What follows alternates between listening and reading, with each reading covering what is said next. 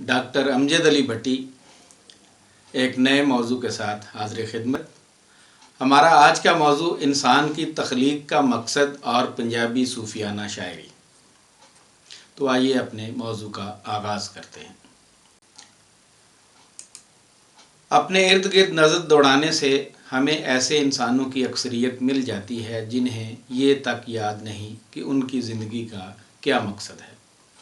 जो चीज़ें उसके मकसद का सिर्फ ज़रिया हैं, उन पर ऐसी मेहनतें की जा रही हैं कि गोया वही मकसूद बिज़ात हो।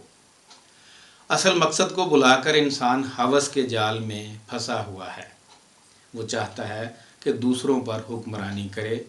अपनी जायज़ और नाजायज़ ख्वाहिशात की तकमील के लिए उसे दूसरों का इस्तेसाल भी करना पड़े तो कर गुज़रेगा। वो इंसानों पर से जमादात को तरजीह देता है। यकीनन ऐसे लोग भूल जाते हैं कि उनका असल मुकाम क्या है, वो दुनिया में किस मकसद के लिए भेजे गए हैं। इंसानों की इसी गलत रवश से कुल आलम आज इंतशार का शिकार दिखाई देता है। मुसलमानों के लिए कुरान और सुन्नत ही वो वाहिद ज़रिया हैं जिन पर अमल पैरा होकर दुनिया और आखिरत में कामयाबी हासिल की जा सकती है। तख्लीक आदम की कहानी और मकसद तख्लीक कायनात से तो हम सब वाक़िफ़ हैं। कुरान पाक ने तख्लीक आदम और उसके मकसद के हवाले से यूँ बयान हमें मिलता है। तर्जुमा: हमने जिन्नों और इंसानों को इबादत ही के लिए पैदा किया है, ना मैं उनसे रिज़्क़ चाहता हूँ और ना ये चाहता हूँ कि वो मुझे खिलाएं। बेशक अल्लाह ही रिज़्क़ देने वाला, कुव्वत वाला और मज़बूत है। अल्लाह ताला फरमाते हैं कि मैंने जिन्नों और इंसानों को अपनी किसी ज़रूरत के लिए पैदा नहीं किया, बल्कि मैंने उनके नफ़ा के लिए उनको इबादत की अदायगी की सलाहियत और इस्तादाद के साथ पैदा किया है, ताकि वो मेरे माबूद बरहक होने का इकरार करें और मुझे पहचानें।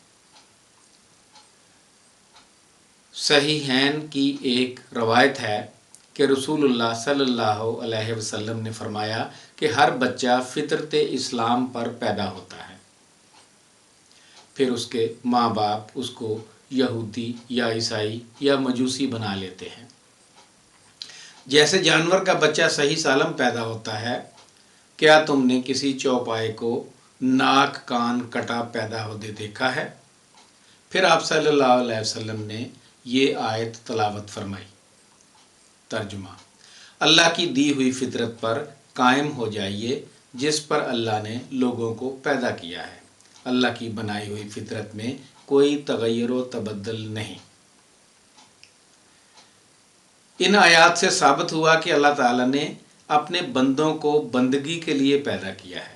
जो शख्स यकसुई के साथ उसकी इबादत बजा लाएगा और किसी को उसका शरीक न ठहराएगा तो अल्लाह ताला उसको पूरी जज़ा अनायत फरमाएगा, और जो शख्स उसकी नाफरमानी करेगा और उसके साथ किसी और को शरीक करेगा तो उसको बदतरीन सज़ा मिलेगी।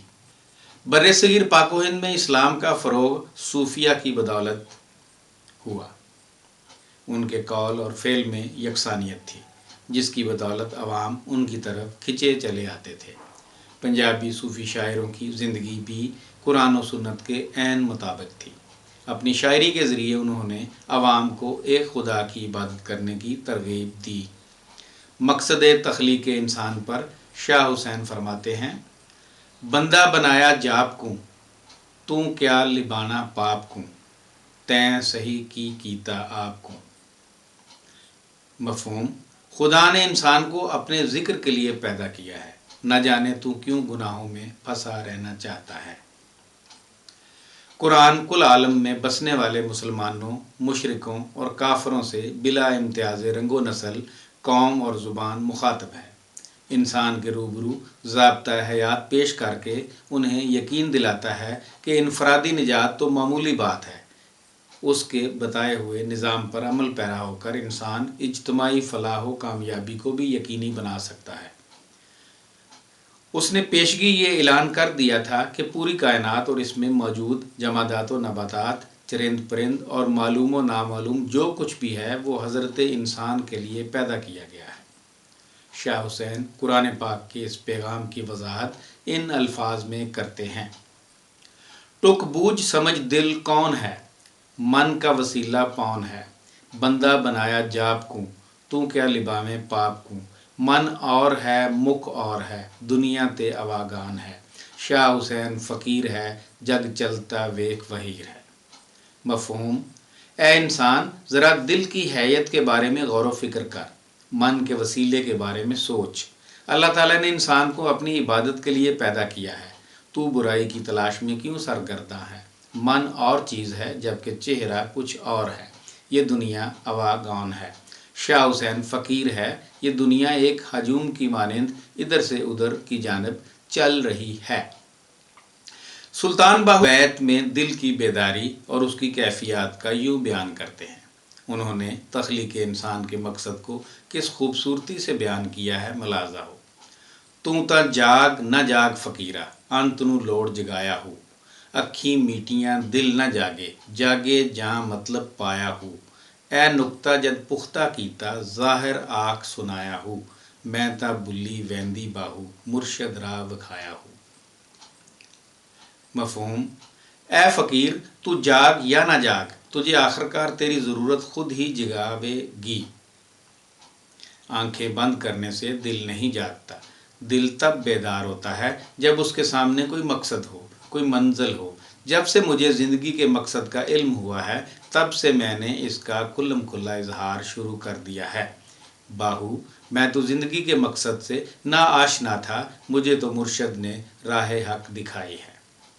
بلے شاہ غفلت میں پڑے انسان کو ملامت کرتے ہوئے کہتے ہیں کہ خدمت، وفاداری اور فرمانبرداری میں کتا تو اس سے بہتر ہے، جو راتوں کو جاگ کر اپنے مالک اور اس کے گھر کی رکھوالی کرتا ہے۔ اپنی اس خدمت کے عوض دن کو وہ کوڑے کے ڈھیر پر بھی سونے سے گریز نہیں کرتا۔ اگر اس کو اپنے مالک سے جوتے بھی پڑیں تب بھی وہ اس کا دروازہ نہیں چھوڑتا۔ انسان کو کتے سے یہ خوبیاں سیکھ کر اپنی آخرت کی تیاری کر لینی چاہیے۔ اگر ایسا نہ کیا تو کتے اس سے بازی لے جائیں گے۔ راتیں جاگیں کریں عبادت، راتی جاگن کتے تیتھوں اتے، پونکڑوں بند مول نہ ہوندے، جا رڑی تے ستے، تیتھوں اتے، خصم اپنے دا در نہ چھڑ دے، پاویں وجن جتے تیتھوں اتے، بلے شاہ کوئی رخت وہاج لے، نہیں تے بازی لے گے کتے تیتھوں اتے۔ مفہوم: راتوں کو جاگ کر عبادت کرتے ہو، راتوں کو کتے جاگتے ہیں، وہ تو اس سے اوپر ہیں، یعنی اعلیٰ مقام پر ہیں، بھونکنے سے ہرگز باز نہیں آتے، گندگی کے ڈھیر پر جا سوتے ہیں۔ وہ تو اس سے اوپر ہیں، یعنی اعلیٰ مقام پر ہیں، اپنے مالک کا دروازہ نہیں چھوڑتے خواہ جوتے ہی کیوں نہ پڑے، وہ تو اس سے اوپر ہیں۔ بلے شاہ، زیادہ راہ کا کوئی بندوبست کر، ورنہ کتے تو اس سے بازی لے جائیں گے، وہ تو اس سے اوپر ہیں، یعنی اعلیٰ مقام پر ہیں۔ پنجابی صوفیانہ شاعری تخلیق آدم اور دنیا میں مقاصد انسانی کی مثالوں سے بری پڑی ہے۔ ہم نے تو یہاں چند مثالیں پیش کی ہیں۔ صوفیہ نے اپنے کلام کے ذریعے عوام الناس تک یہ پیغام بحسن پہنچایا ہے: جب تخلیق انسان کا مقصد واضح ہو جائے تو پھر خود کو پہچاننے کی منزل کا تعین کرنے کی ضرورت پیش آتی ہے۔ آپ کا بہت شکریہ۔ عام نیکی کریں اور خاص نیکی کرنے سے پرہیز کریں۔ والسلام۔